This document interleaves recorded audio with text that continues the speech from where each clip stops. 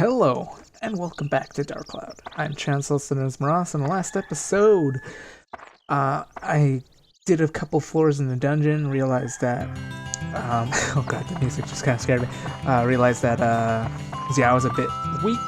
Off-screen I ate the fluffy donut a couple times until I got 7. I kind of rearranged the village in a different way. I was like following a guide. I know I said I'd wait until after to see if I could do it myself. But I was kind of like freaking out because of the red box thing. I was reading something online and I was like, oh crap, maybe the red box started spawning because I didn't have what's it called? I didn't have any what am I thinking? Didn't have any. I'm drawing a blank. Didn't have any any of the things in the right place. So I was like, just in case, I'll look up the guide that I was gonna intend to use because I had one as a kid, my favorite one as a kid, and then I was looking up again, and I was like, oh man, I like the way that looks way better than the one I had as a kid. So I was like, you know what? Kind of like laid the foundations. I was also kind of doing it simply because I was like, I haven't gotten Claude's event yet. You know, I haven't gotten Claude to give me his thing. Still haven't done it, but whatever. Today we're doing a grind episode, so I'm gonna have some dur stories, some good old-fashioned dur story. I'm gonna tell the story, or rather the tragedy of Eurist the Bold. So the context is, oh shit, I don't have antidote. Oh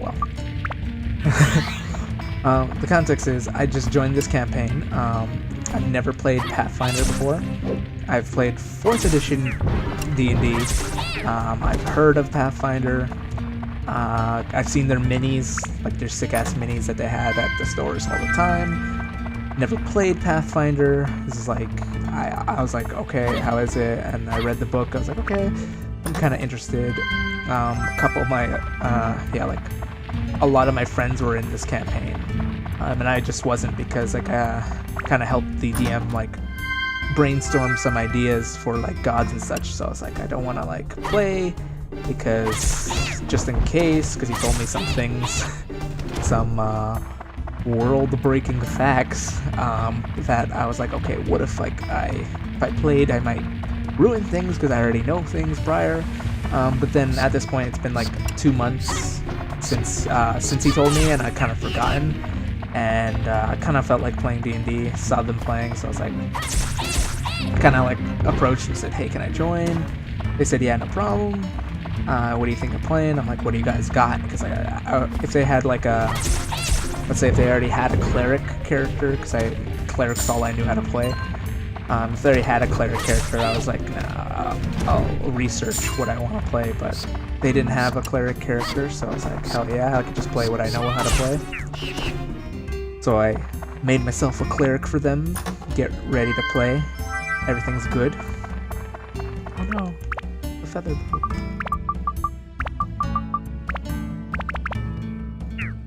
So, continue on. I joined. I kind of made a backstory where my character was guarding a caravan, and that my character wanders the wasteland that this campaign takes place in. I guess I could do some campaign setting. The campaign is based around a world that was super high tech. It had all fantasy races. It had dwarves, elves, and all that. But there was things. There was these gods that were in cities in the sky, and the gods would eventually, like, more or less, were upset with the people. And there was like a war that happened between mortals and the gods. Eventually, the gods fell out of the sky, like their giant cities fell out of the sky and crashed to the ground. You know, just some intrigue into the story of like why the world is no longer super technologically advanced, when the gods fell from the sky. When they hit the Earth or the planet, sort of caused like a nuclear war, like something akin to a nuclear war, wiping out majority of the civilizations that used to dominate the planet. And then, I think he said 1,000 years. It's either 500 or 1,000 years later. That's where the campaign sort of takes place. It's like after all the fallout of the gods falling from the sky. And keep in mind, I don't think it was actually nuclear radiation, or I'm not sure. He kind of like retconned that at some point, I think, that it was nuclear like radiation that came from these cities. But all I know is that the 100% thing is the world was destroyed. The planet is a new planet. Essentially, because the world was destroyed, it kind of reverted back to the fantasy genre. So that's why we used all the rules of Pathfinder as if it was fantasy, but the world is actually post-apocalyptic medieval fantasy. It's like the world ended and civilization has reverted back to the Stone Age, and now they've gotten to the what's it called, the medieval era, or the medieval fantasy era once again, through whatever means that there's still remnants of the old world, so it's only been like 500 years, so you still, or maybe even less, but you can still see like buildings, cars and such from when the world exploded and all that. So it's still around. You can still more or less explore the world from before. So that's the setting he told me, and I'm like, oh man, I'm really interested in this. Like, never heard of like post-apocalyptic, can't even speak, post-apocalyptic world where there's fantasy genres. And I love fantasy, I love Fallout, I love Fallout, like I talk about all the time on the channel. Come on now, I love Fallout. And I love my fantasies. So putting those two together in a seemingly, what would be a good word? Seemingly symbiotic nature. I'm like, sign me up. Like, I want to be in this. I want to be a part of like this new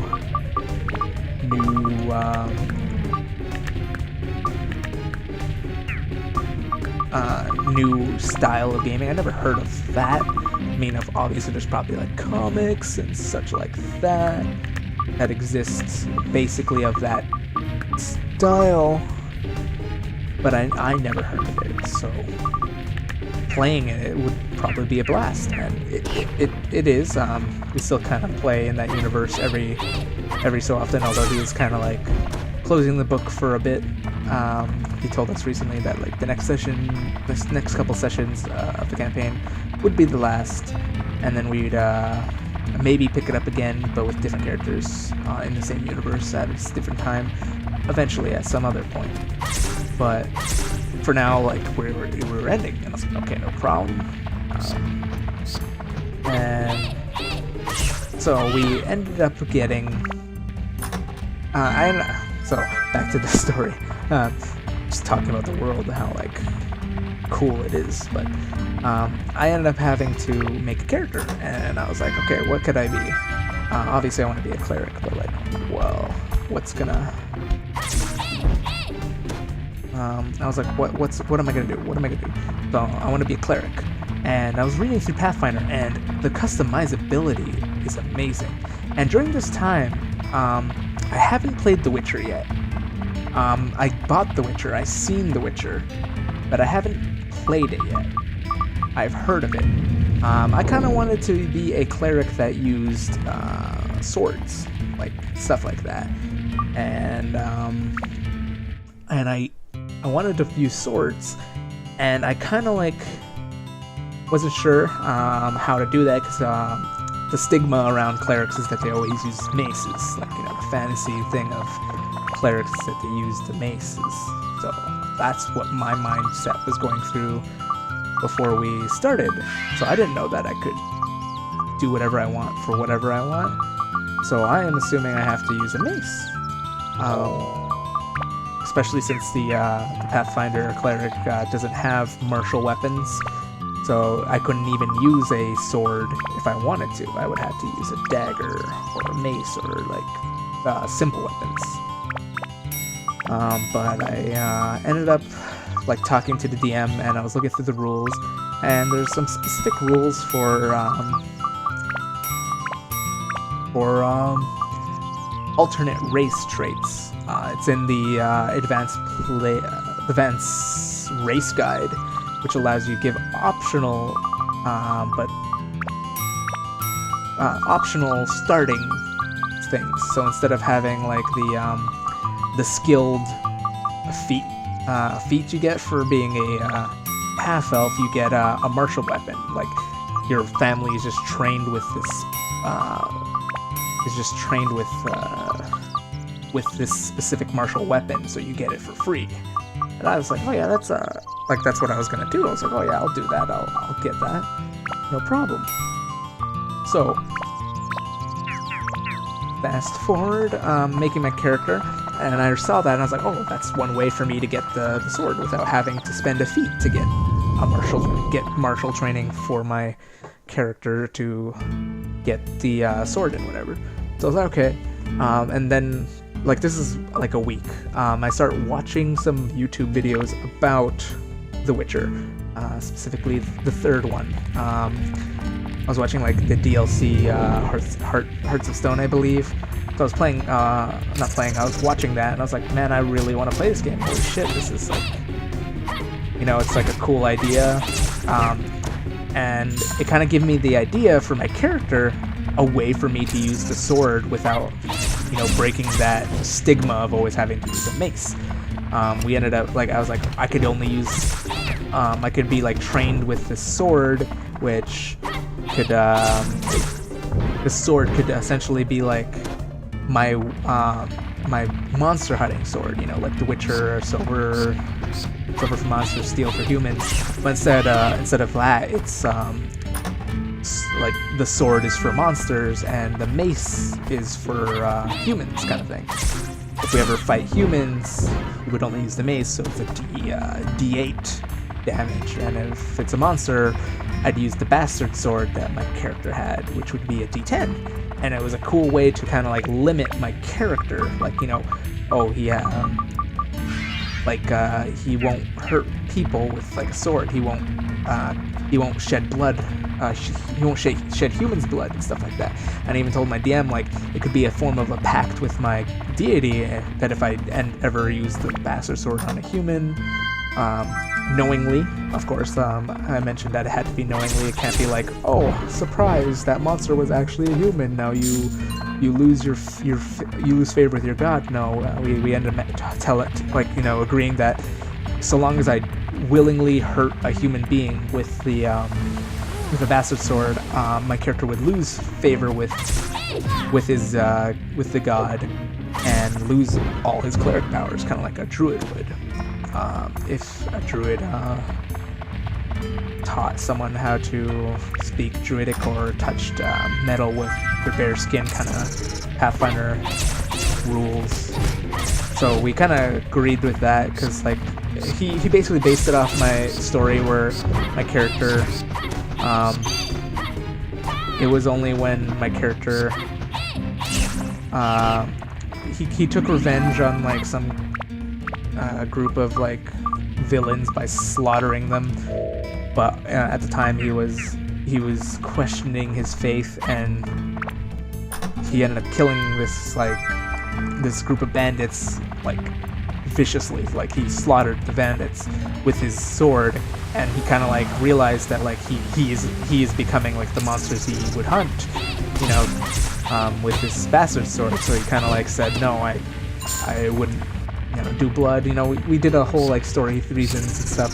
The reason why my character could use the bastard sword, and the whole thing was that the character had a bastard sword, and he was a noble, and his bastard sword is like the symbol of his nobility because it has the signet of his family kind of in it. Oh, it might activate. Is it explosives? No, it was poison. Oh, joke's on you. I know the answer. Aha. Give me a cross. Yes! Oh, okay, we got what we were doing in this thing, and I haven't even told the D&D story, so we'll do a bit of grinding to level it up, of course. But yeah, so, screw you, wooden slingshot. It's all about that bone. So, we end up getting to making my character, and we got the backstory all down pat, and my character's a noble, but he doesn't know it, because he has amnesia, and he would wear this mask to kind of like hide himself, his identity, because he had a journal that talked about nobility, and basically saying that he is a noble, but he doesn't believe it. He doesn't believe he's a noble. He just thinks like this book, maybe he killed some noble and took his sword in his book, and then he had amnesia. So he doubts that he's the actual noble, because like what kind of person what kind of person like reads that he's a noble, you know, like who hears of that? So he kind of doubted that he actually was a noble. So he was just like, okay, I'm just gonna hide my identity just in case. Like, what if someone does find out that he is actually this noble and he actually has assassins? Because he doesn't know nothing. He woke up in the middle of the desert, next to what we call dead cities, which are basically the god cities that fell down.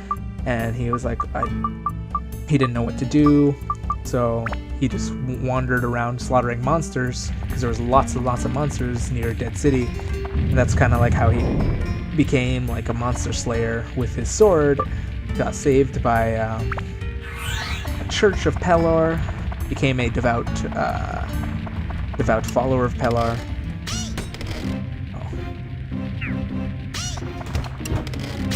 And sort of that whole fed into his story of like why he still uses the bastard sword on monsters, because he kind of like made a pact with his god that the bastard sword is more effective for slaying monsters, and monsters need to be slayed. The gods agreed.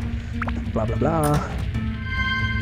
Anyways, so that's the reason why I was on this caravan, is because they know I'm like, my character was known for slaying monsters, and they needed someone to more or less just like watch the caravan. And you're like, well, this guy, he knows how to kill monsters, so obviously he should be on the caravan. And I had my Church of Pelor kind of not shunned my beliefs of like traveling around and killing monsters to help the weak, but they understood it. Like they realized that yes, like what my character, his name is Brayden, they realized what Brayden was doing, and they're like, Brayden actually is helping people, but not in the way of our church does. Not by like healing the wounded, but rather by slaying the monsters that seek prey on the wounded, as well as healing the wounded when they need it, because you know he is a cleric. But like they realized that, oh, what he's doing is actually quite effective. They kind of sent along, this was the DM's idea, not mine, but they sent along some of my church's members who also wanted to wander. They didn't want to stay with the church. The church was already a wandering church, but it was still more or less a church, and they kind of wanted to explore the world on their own. So they came, so my DM said like, okay, like the reason why you're wandering is because you're training these people to more or less fight like you do, because you were near Dead City and were fighting for like way longer than the church has, so your teachings more or less are gonna improve the kids that are the bright-eyed kids before you. So I had like a couple of my followers or Pelor who are basically my students, and I'm supposed to teach them, kind of thing. I'm like, no problem, I could work with that, you know. I could do that. I could do that. So we continue on, and I get to this town. What's the town name called? I think this one was Neverwinter. No, Neverwinter. That's D&D. I think it was. I'm trying to think. Oh god. It was like winter, something to do with winter. It's been a while since we played that version of the campaign, so I don't really remember the names of the campaign. But yeah, so we get there, I guide the caravan there, everything goes smoothly, and my character is just guarding the caravan from there to the other town. And so my character full well thinks he's not gonna stay here in this town. And he's not gonna, he has places to be. He meets up with the party, kind of like gets into some shenanigans, and more or less eventually joins the party, through the reason of, we need people like you should work with us. And I'm like, okay, cool, I'll work with you guys. You seem like you're going out killing monsters, which is what I'm more or less devoting my life to. And also, like, I kind of need to evaluate my students, and I kind of had the idea of, in order to evaluate them, I kind of give them the job of going back. Oh wait, no, that wasn't that happened.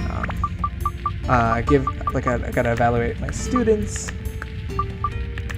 So what did I think I ended up doing was,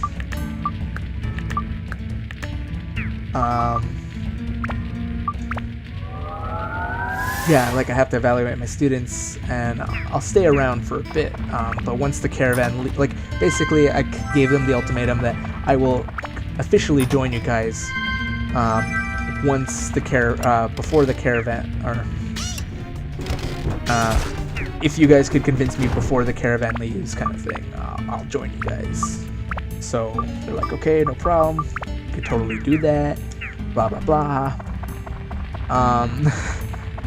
I never actually, I kind of joked around a bit where I didn't actually attend any of their meetings, because apparently they were going to besiege the town to take over the town so that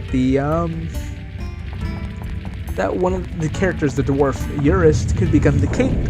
And I don't know why he wanted to do that, but that's what he wanted to do. He wanted to become the king. I don't even know if the DM, I don't even know if the characters even knew if there was like a main story. I don't know what the main story was. That's what they told me, is that they were going to besiege this town and make the dwarf a king. They told me as the player that. They never told my character that, so my character never knew that this was going on.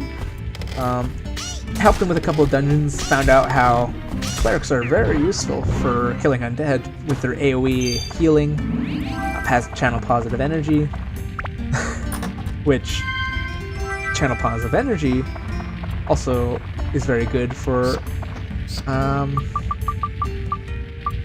it's good for healing, but it's also good for slaughtering the undead, because the channel positive energy does, you either choose to heal the living or to damage the undead. We didn't really know that right at first. We thought it was just, channel positive energy, it heals or damages. It heals the living within a radius and damages the undead within a radius, and we just kind of read that and assumed that it did both at the same time, but if you read it, actually it kind of says you have to choose between the two. But my DM was like, that's cool, doesn't matter, you could do both. He eventually kind of gave us like that, you could do either or, doesn't matter.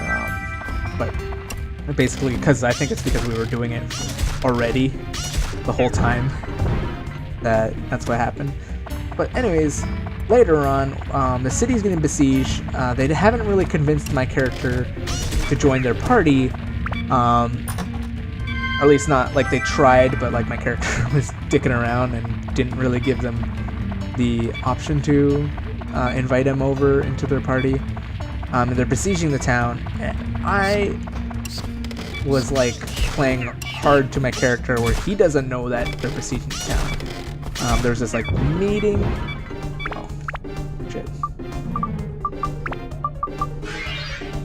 no problem. But I knew that they were besieging the town, but my character didn't, so I played hard to it where he doesn't know that they're besieging the town. The reason why he didn't know was because he didn't attend this meeting that they asked us to go to.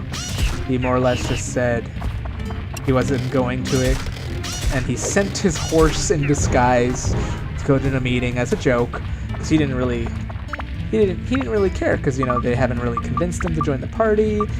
It's not really like a, oh man, I hate like the party, ha ha ha. It's just like, no, they, out of all the encounters that they had, they just never really convinced him to go to the meeting, and so he didn't, more or less. And so he sent his horses in disguise because he was busy sunbathing, which we kind of said that because he was a follower of Pelar. Pelar is the sun god, so like that's how the way he prays to his god is he sunbathes, and then like he meditates while he sunbathes and speaks to his god. So he was doing that, so he sent the horse to the meeting dressed as him, and for some reason, as a joke, the DM's like, roll perception to see if you could tell that it's not him, and everyone failed. Everyone somehow, for some reason, rolled a 1, except for one character who, in her own mind, didn't care the fact that it wasn't him. But everyone else just failed their perception with a 1, so they all believed, as a joke, that he was that my character Brayden was there. So he never knew about the siege of the town. The town gets sieged, and one of the characters, more or less, like they seize the town. They like coup the council successfully by like basically telling them like, we rule now, listen to us. And the council's like, yeah, no problem. We'll do that. We'll do that. The council basically said. So they're like, cool. We have our town. We have the city, and everything's cool. And Urist, the dwarf who was going to become king, promised us all one thing. Anything we want. He would give us anything he want. He specifically said he'd give us anything we want if we if we give him the if we make him king. So one of the characters who was Urus's best friend, she was Kitsune character, so the half human, half fox characters, kind of like our lovely Xiao here, except instead of a cat, it's a fox. She kind of said she was Urus's best friend, you know, so they're like really good friends, and they really like not like each other, but like they essentially like in D&D the closest thing to a best friend is the one that you work well with. So, you know, his best friend kind of goes up to him, is like, okay, you said you'd give us anything we want if we help you become king, right? And he said, yes, anything. What do you want? And keep in mind, this is his best friend, you know, they are best friends, and he's like, yes, whatever you want, I'll give it to you. And so she basically looks at him and says, okay, you're gonna give us whatever we want. What I want is a democracy. I don't want a monarchy, I want a democracy. And like for your best friend to basically say, okay, I made you king, but fuck you, I don't want you to be king, that kind of hurts. Like for more or less the person who's playing the Kusune tried to buff up her diplomacy so that when this happened, she could just roll the dice and win his mind over. However, the DM, like most DMs, more or less say, if it's player versus player things and it's speaking, you guys gotta role play it out. There's no rolls. We aren't gonna roll to see if you could lie against this person. Now, sometimes that's different, like if it's a bluff check and you don't want to RP it, you know, some DMs will allow you to roll, but most DMs, if it's a diplomacy versus persuasion, or if it's a diplomacy, persuasion, or intimidate check, they generally will say, just RP it out. So, she was kind of Oh, shit. Well, I don't want to be on this floor. I'll just grab all the loot and run. No kill. But anyways, so she didn't know this, so when she's like, I'm gonna roll diplomacy to convince them that there should be a democracy. The DM's like, well, that's not fair. You have like plus 15 on diplomacy. You took not 3 feats, but like 2 feats to get diplomacy up. Like, I understand this is probably the reason why you did it, but like, it's not fair for the person who wanted to become king, who, like, we legitimately did some like we legitimately built an army, or I always say we, but I wasn't a part of the team at this point. They legitimately built an army, they did everything right, and you're just essentially saying, well, now you're not, because I have a higher role than you. So DM's like, no, RP this out. The person who's playing Eurus, the dwarf, he's playing to his character, to a heart. He was betrayed once by his best friend. He gets betrayed again by his best friend. Essentially, he is pissed, and he ends up, or was it? I don't know if it was his best friend, but like it was a close friend. So he, through the power of RP, attacks. He attacks the Kitsune, and they end up fighting. So I'm not with the party at this point. I'm currently helping the citizens. I'm helping the citizens of the town with the burning buildings, the current siege that's going on. I'm helping, basically fighting against the siege, because I didn't know what was happening. So who's there is a kobold rogue, a druid changeling, the dwarf warrior, and the kitsune rogue. They're all in this room. They just convinced the council. Oh, burps. Sorry. They convinced the council that there should be a monarchy and that Eurus should be king. And then this happens, and now the rogue, Kitsune rogue, is fighting the dwarf warrior. Obviously, this is not going to go well for the Kitsune rogue, because there's not really much place to sneak. And when she's fighting, she realizes, well, she can't win, so she kind of goes I'm not going to fight back. He's going to beat me senseless, and I'm not going to fight back. Which essentially gets her, air quote, killed.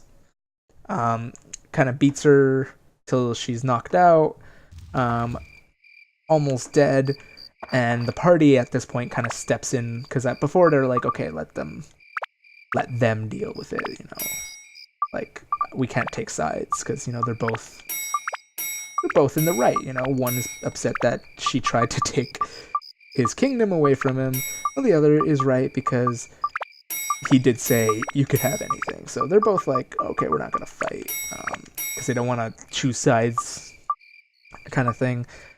So they don't choose sides, and they're just watching until the Kitsune rogue starts, like, legitimately almost start dying, and that's when they're like, okay, this is getting too serious. Stop, you know, this is getting too far. You're going too far. You can't just kill her, you know.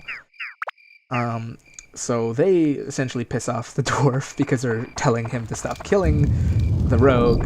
So they're fighting, and they're like, stop killing her. You're, like, you know, this is insane. You can't just kill her. And he ends up like using the ordering the guards to hold back the two, the kobold and the druid. The DM specifically said that the Kitsune was knocked out, not killed in the combat. And he's like, okay, detain her, we'll have her executed when I'm inaugurated, and detain the other two, but not, like, don't send them to jail, but just have them detained. And so that's where it ends, where it's like, holy shit, did that happen? We essentially have this scenario where one of the players completely screws over the other player, and it gets super like lore. I usually say lore for when like, things get very too RP, when everything's get very heated roleplay wise. So, oh shit, double. Yo.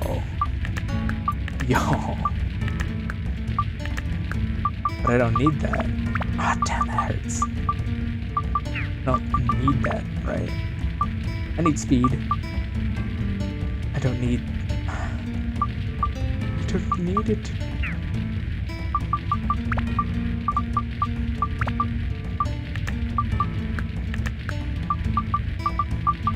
Ah, screw it. I have 2 of them. Might as well put that up there. Get that speed way up.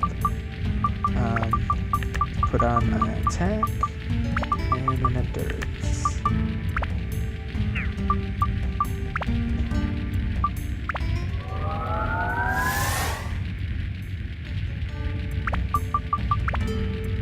So I don't need speed. I just need Beast, Ghost, and Sky, which I have all of. Endurance and attack. So I basically have all the things I need to get this thing fully upgraded. Let's just put all the busters up.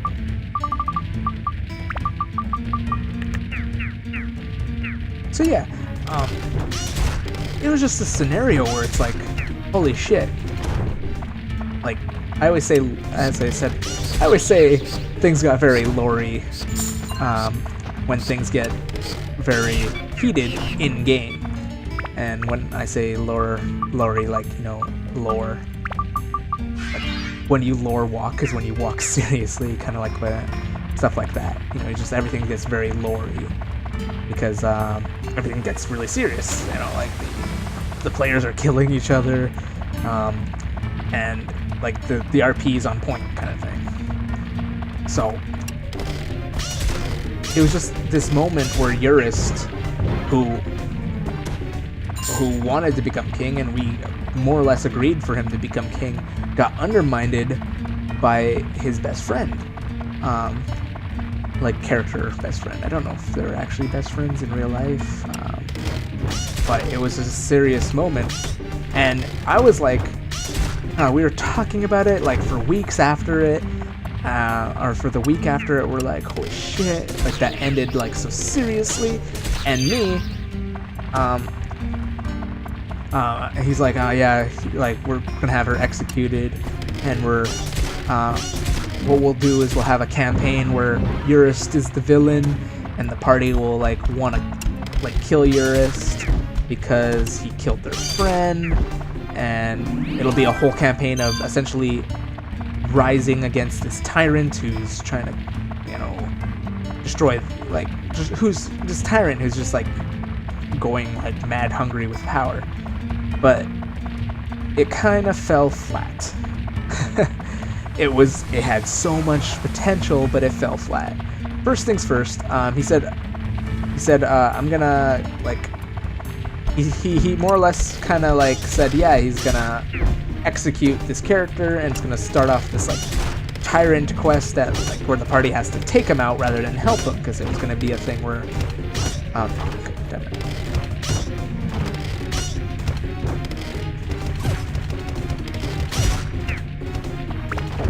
Dead. It was this thing where like we were like, yeah, like that would be super interesting, you know, like Eurist, our friend, becomes king, we made him king, and then he becomes this tyrant, and it's our fault, and we have to deal with it, which is like super, like it was like super like holy shit, that's gonna be such a good story. And he said, yeah, it's gonna start with killing the Kitsune rogue.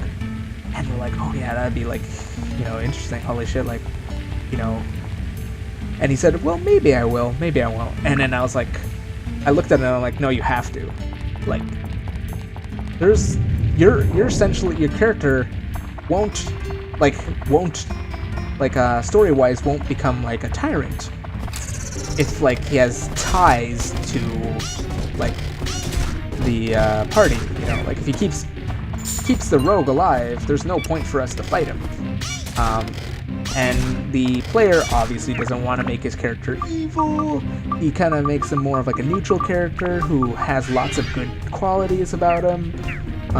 So like, if we're gonna roleplay that way, then yes, obviously us rising up to fight him is gonna be like difficult, both from a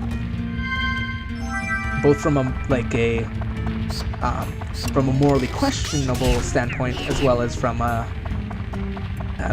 like, why would we kill this guy if he is actually good, you know? Oh, because he killed our friend, and because he killed these people, and he killed a lot of people who were close to us, but should we actually kill him?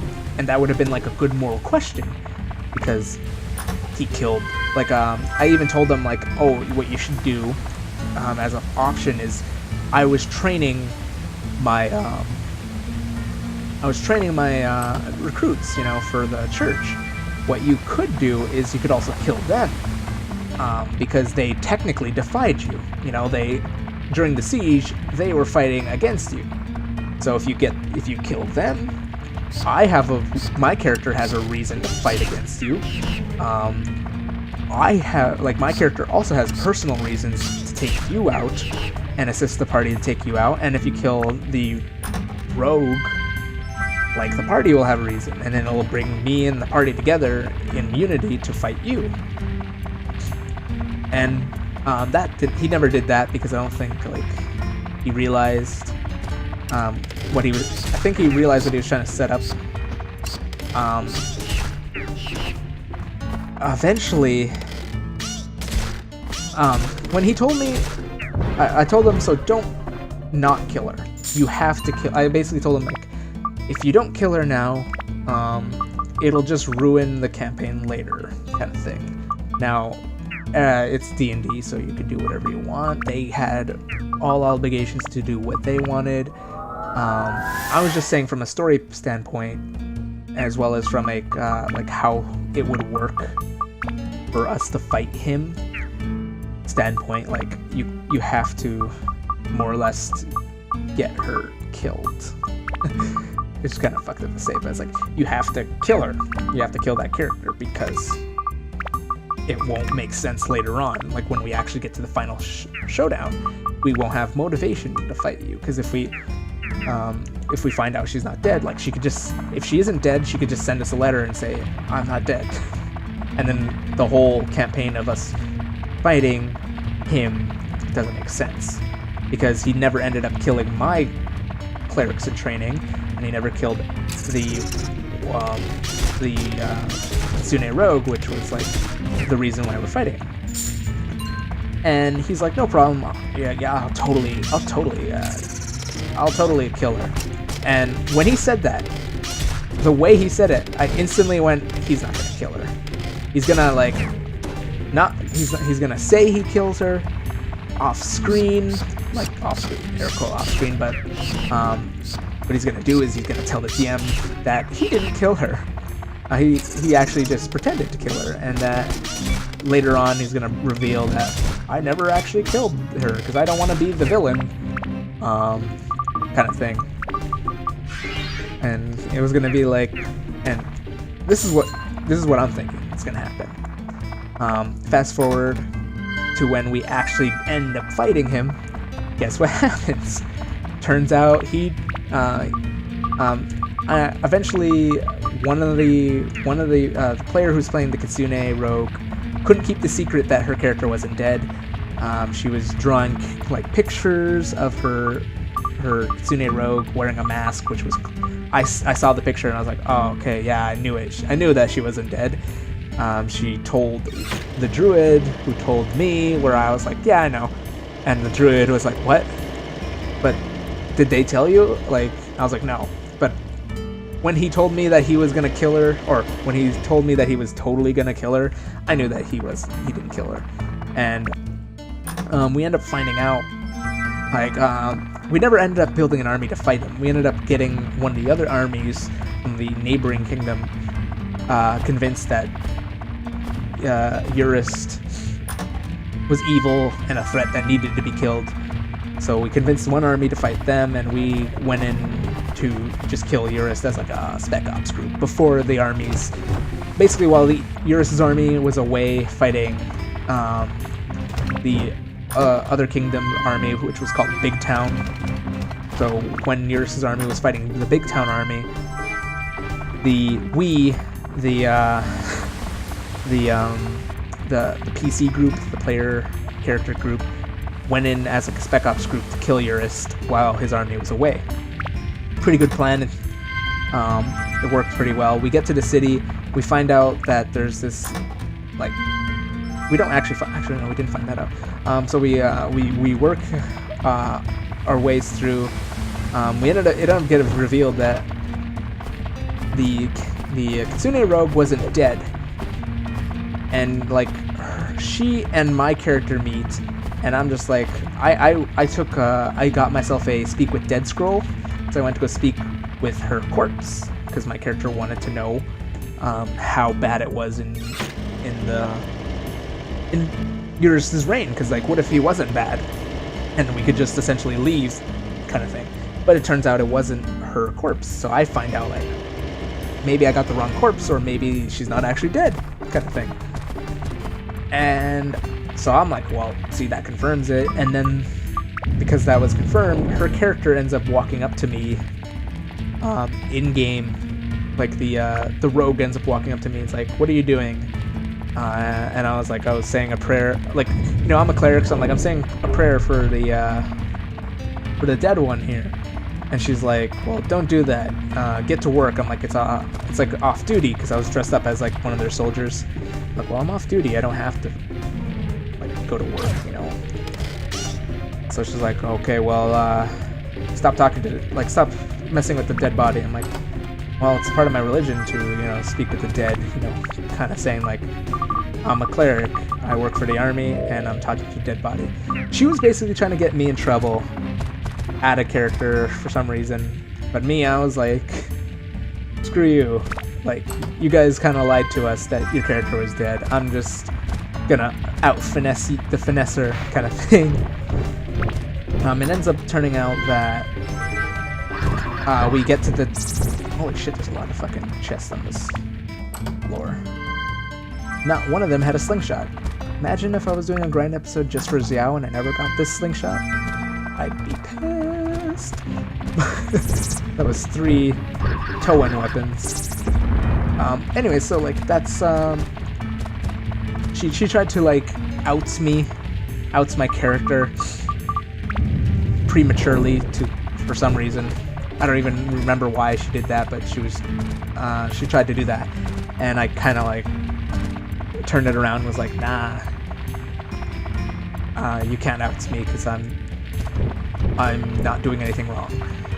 So we ended up getting to this part where we're in the actual castle, Eurus's castle, and there's this dagger. It was very like sentimental to the Kitsune Rogue, and we ended up using it as the symbol for a rebellion because, you know, the whole reason we're doing this was because our friend died, or the party's friend died.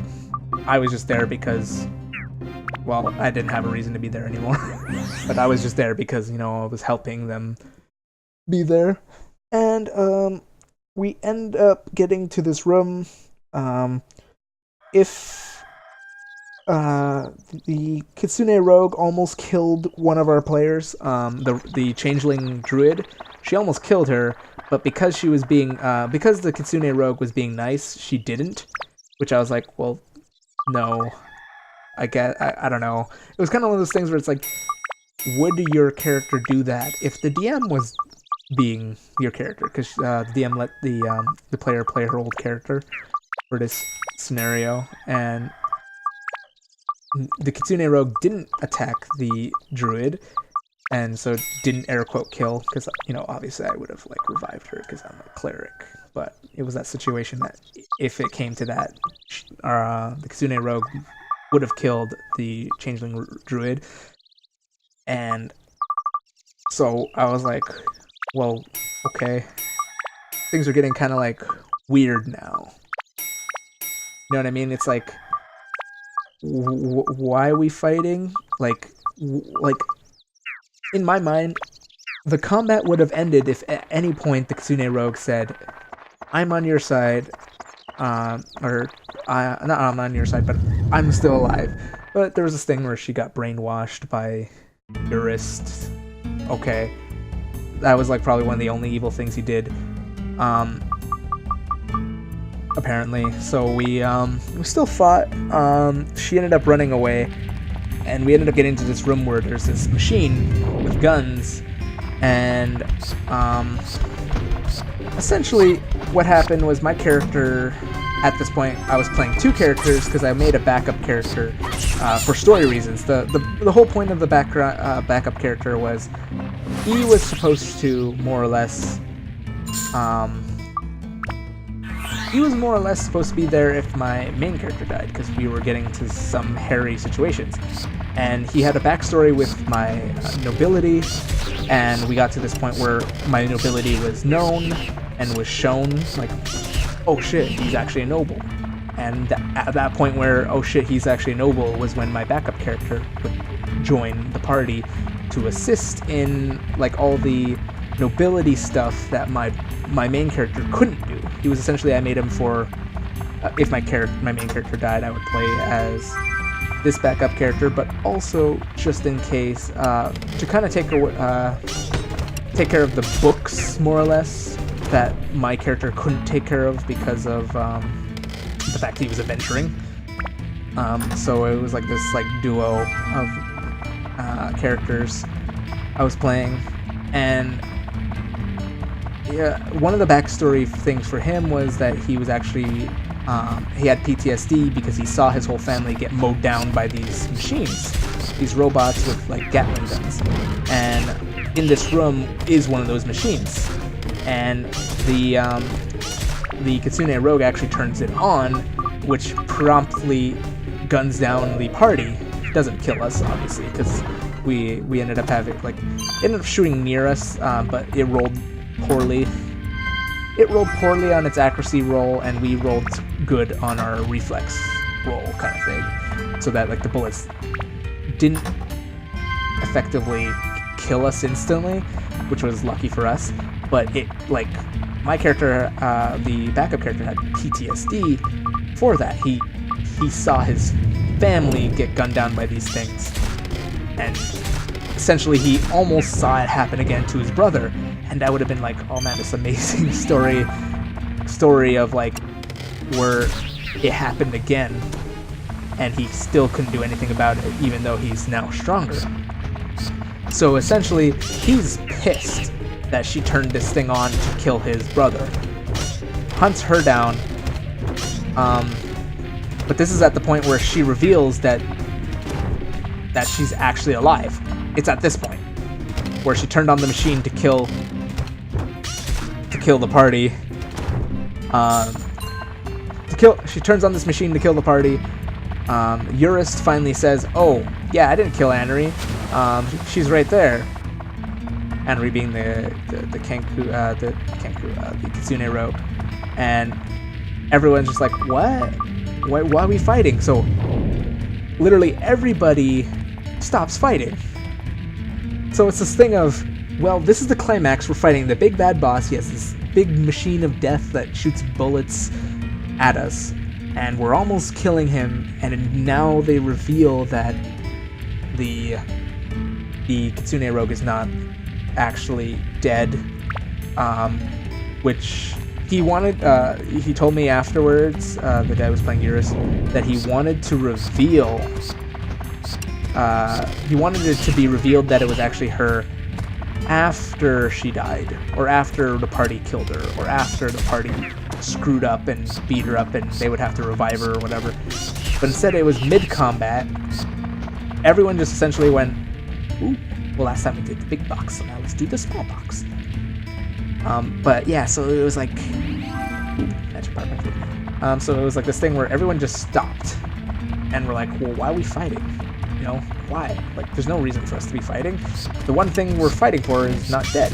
And when I told my friend, the only reason why we'll be ever fighting your character will be because you killed our friend, came up. It legitimately came up.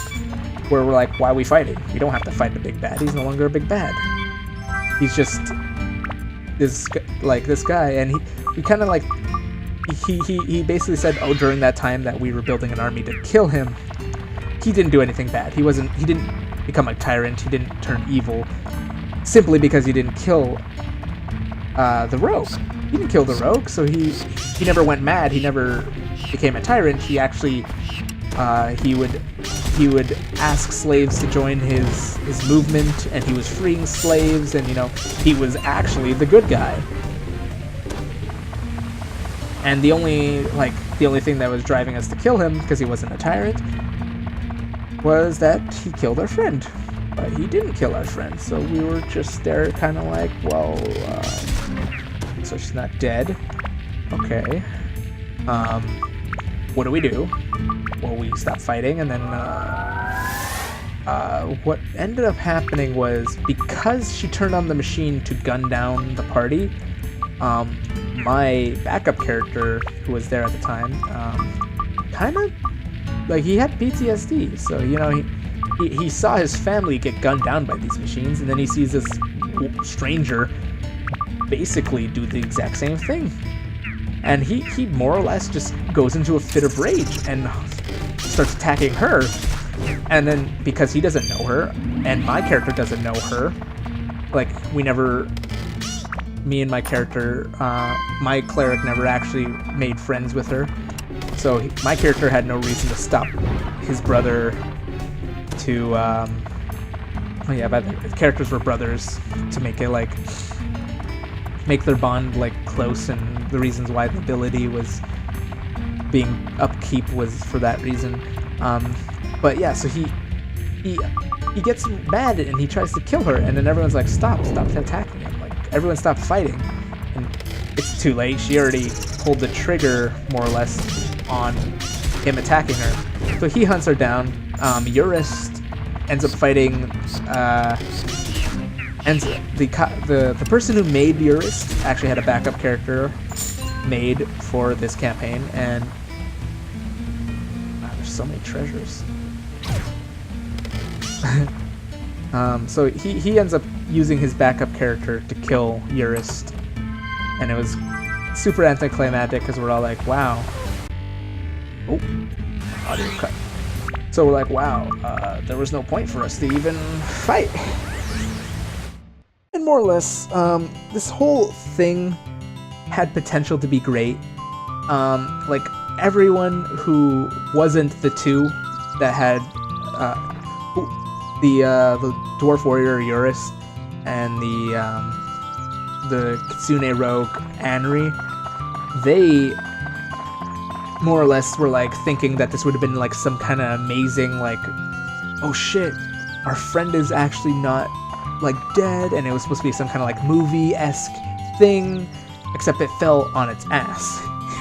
It like fell on its ass because Eurus never became a tyrant, so we had no reasons to fight him there. So like the moral question of like us, should we even fight Eurus, was all banking on that Anri, the Kitsune Rogue, was dead. We were all based, like the whole story, our whole like adventures were based on that Anri, the Kitsune Rogue, was dead. And that was it. The only morally questionable thing Eurus did throughout the whole game was he aligned himself with a hag and got an army of the dead, but we killed the hag and the army of dead dispersed. So the one thing that he did was morally questionable was just agree to work with a hag, and that's it. And so we were just like scratching our heads like, okay, what do we do? The person who created Eurus killed Eurus himself, so it wasn't like this, him being like, man, you guys killed my character. No, Anri, the Kitsune Rogue, never did, like, she did a lot of bad stuff herself, but never actually, never wanted the party ill will. So we didn't want to kill her for that reasons, and there's this whole hubbubaloo where we just sat there kind of like, this was very, it fell flat.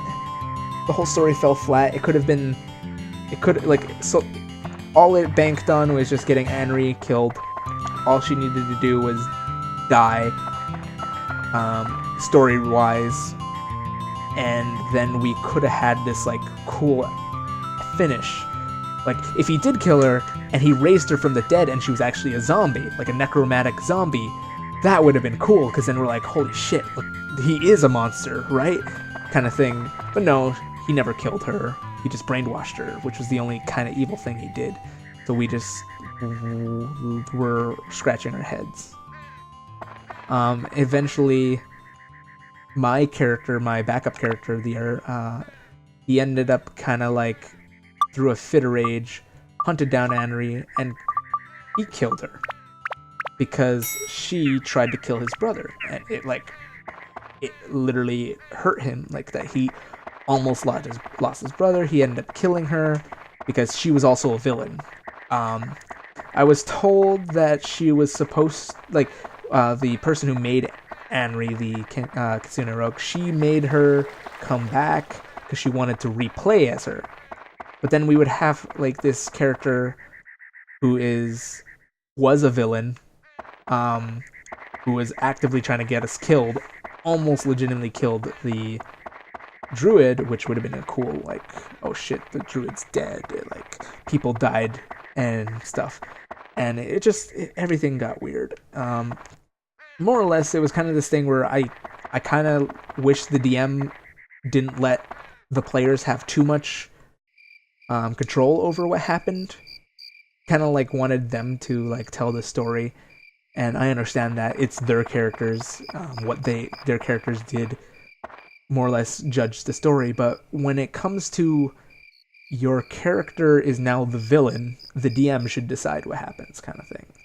Because the DM is supposed to tell the story. So if the characters are now villains, those players shouldn't have made the decisions of, like, actually my character's good, not a tyrant. The DM should have had more control in this situation. It was probably the reason why everything fell flat. It's still this story where it's like, we're all like, this could have been better. We kind of talk about it. I just wanted to bring it up because, like, the whole best friend betraying, like, the friend and then the player character becoming a villain would have been so good of a story. Like, there's so much potential there, and it just fell flat. Which is like a thing of, if you're a DM out there, if you have a person who wants to more or less have his own adventure, do it. Definitely do it.